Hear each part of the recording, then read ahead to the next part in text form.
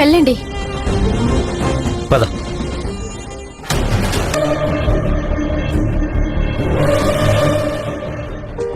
అప్పట్లో చేర్చింది. మీకెవరు చెప్పారు? అదేనమ్మా, నర్సుని అడిగి మీరిలా సాయపడ్డారు. ఈ రుణాలు గట్రా పెద్ద మాటలు ఎందుకులేండి.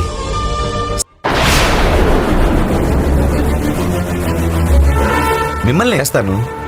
నోటికి గుర్తులేదు బాబు, సెల్లో ఉంది కానీ అది అది అమ్మాయి ఇక్కడ లేదమ్మనే కలవడానికి వచ్చాను. వెళ్ళిపోయిందని తెలిసింది. ఈలోపు ఇలా జరిగింది. ఓ, నంబర్లన్నీ ఇంకా పెళ్లి కాలేదమ్మా. పోనీ ఎవరైనా తెలుసా? ఎవరూ తెలియకుండా ఎలా ఉన్నారు? నా తలరాతే అంతా, ఉన్నవాళ్ళు లేనివాడు. నాకిప్పుడు పర్వాలేదు. అందుకే డిశ్చార్జ్ చేస్తున్నాను. ఇది చూడండమ్మా, ఇక నుంచి ఎవ్వరి తోడు లేకుండా.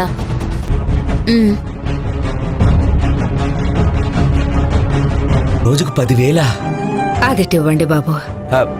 10,000 ఇప్పటికిప్పుడు మీకెలా వస్తుంది? కావాలంటే తర్వాత ఇవ్వండి. ఇప్పటికీ మా ఆయన కట్టేస్తారు. అవును, మనం బిల్లు కట్టేసి వచ్చేద్దాం. వీణ్ణి నాతో ఉంచండి బాబు.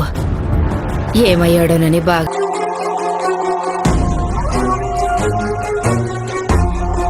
నా కర్మ కొద్దీ నువ్వు వీడు వాళ్ళకే దొరికిపోతున్నారు.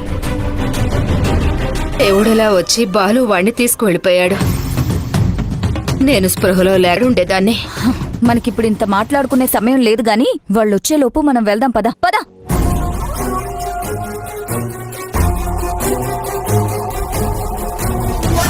పద వెళ్దాం. ఆగండి. అబద్ధాలేంటి? నాకంటే ముందే మీరు కనిపెడతారు. అలాంటిది ఈవేళ లేదు. కానీ ఎవరూ లేరు. వాళ్ళ ఇంట్లో ప్రాబ్లమ్స్ మనకేం తెలుసు? ఆ సంగాడు ఉంటాడు, తీసుకురమ్మని ఫోన్ చేశాను, వచ్చేస్తూ ఉంటాడు. పద. దిగు.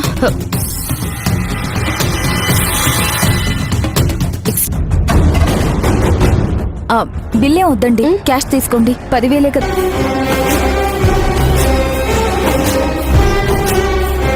ఇంతలోనే ఏమైపోయారబ్బా?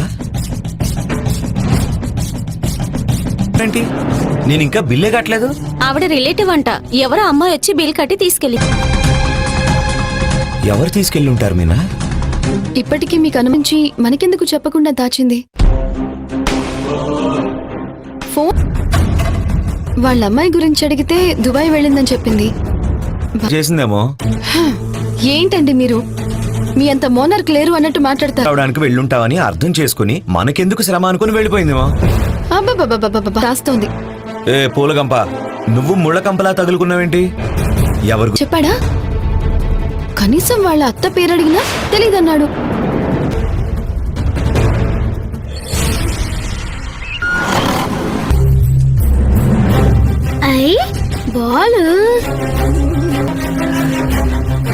షుగర్ కోసం స్పెషల్ డాక్టర్లు ఎవరైనా ఉంటే వాళ్ళకి చూపించి. చింటూకి స్కూల్ ఉంది కదా. నీ ఆరోగ్యం కన్నా వాడి స్కూల్ ఇప్పుడు అంత అర్జెంట్ ఏంటావా? వద్దు, నాకేం అవసరం లేదు. మీనా అత్త పెట్టింది. ఎక్కడికి వెళ్ళకూడదు, అమ్మమ్మతోనే ఉండాలి. ఎవరు ఏమడిగినా ఏది చెప్పు. కానీ నేను ఏమీ చెప్పలేదు. గుడ్, అలాగే ఉండాలి. కానీ నేను చెయ్యాలి గాని నువ్వు మాత్రం నా కోసం ఏది చెయ్యవు. బెటర్, నేను చెప్పకుండానే నాకు ఆకలిగా ఉందని తెలుసు.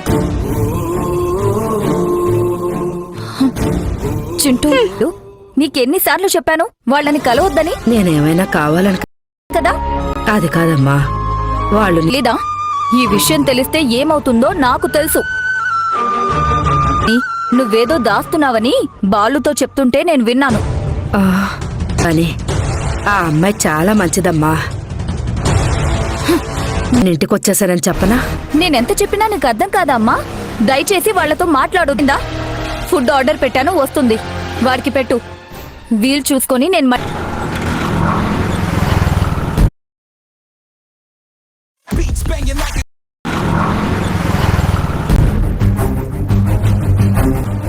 నాకేది కావాల్సి వచ్చినా నువ్వే తెచ్చిపెట్టాలి.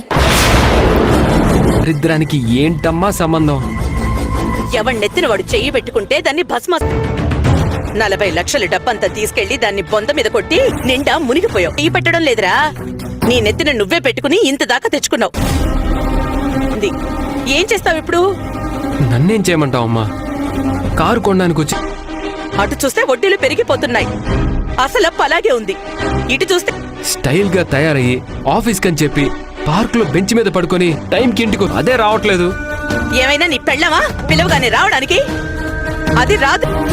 అందుకే రోహిణితో నిజం చెప్పేద్దాం అనుకుంటున్నాను. అర్థం చేసుకుంటుంది. ఇప్పటికే ఆ బాలుగాడు రోహిణి ఓపికంతా నశించి కాపురమే కూలిపోతుంది. ఆ బాలుగాడు హాయిగా కాపురం చేసుకుని ఉన్నావు అప్పురా, ఇంటి మీద అప్పుంది. ఆ అప్పు కట్టడానికి రూపాయి లేని శనక్కాయలు అమ్మేదాకా వస్తుంది.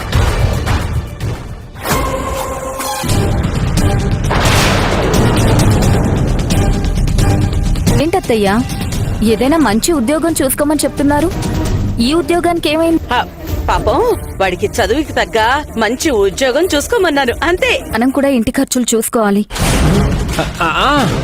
అలాగే అలాగే ఆధారంతో ఇంటికి పంపించేశాడు. ఆ, పాపం ఇద్దరు బాగా శ్రమపడొచ్చారు. ఉండండి, ఇద్దరికి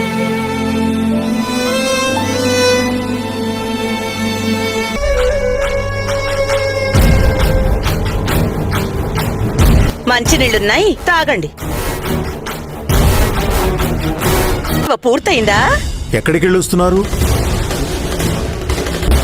జరుగుతున్నా ఇక్కడ. అయిందా నీ వెటకారం? కడుపు మంట తగ్గిందా? అసలు గుచ్చే రోజు ఈయన ఒక బామ్మని ఆవిడ మనవడిని తీసుకొచ్చారు చూడండి. వచ్చాం. ఏంటి ఏమైంది? మీరేగా కల్పన మీద చీటింగ్ కేసు పెట్టింది. ఓ, ఆ కేసు. మీ బాలు బైక్ దొంగతనం చేశాడు.